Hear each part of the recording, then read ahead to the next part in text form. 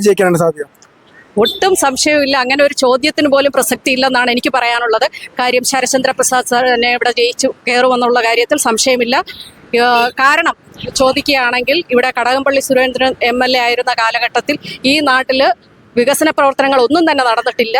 വെറും ഫ്ലെക്സ് ബോർഡുകളിൽ മാത്രം ഫോട്ടോ പതിപ്പിച്ചുകൊണ്ടുള്ള ആ വികസനമാണ് അദ്ദേഹം കാണിച്ചിട്ടുള്ളത്. അല്ലാതെ നാടിനോ നാട്ടുകാർക്കോ ഗുണം ചെയ്യുന്ന ഒരു പ്രവർത്തനങ്ങളും അദ്ദേഹത്തിൻ്റെ ഭാഗത്തുനിന്നും ഉണ്ടായിട്ടില്ല. അതുകൊണ്ട് ഉറപ്പായിട്ടും ശരത്ചന്ദ്ര പ്രസാദ് തന്നെയായിരിക്കും ജയിക്കുന്നത്. ആ കാര്യത്തിൽ ഞങ്ങൾക്ക് തീർത്തും അഭിമാനത്തോടെ പറയാൻ കഴിയും അദ്ദേഹം ജയിച്ചു കയറുമെന്ന്. ഈ കഴക്കൂട്ടം നിയോജകമണ്ഡലത്തിൽ ആര് ജയിക്കാനാണ് സാധ്യത?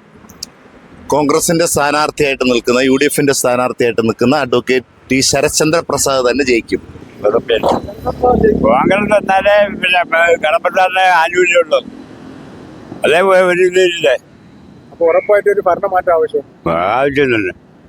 കോൺഗ്രസ് ഈ കഴക്കൂട്ട നിയമമണ്ഡലത്തിൽ തിരിച്ചു വരും, ഉറപ്പാണ്. ആ ബലത്തിൽ തന്നെയാണ് അഡ്വക്കേറ്റ് ശരത്ചന്ദ്ര പ്രസാദിനെ പാർട്ടി നിയോഗിച്ചിരിക്കുന്നത്.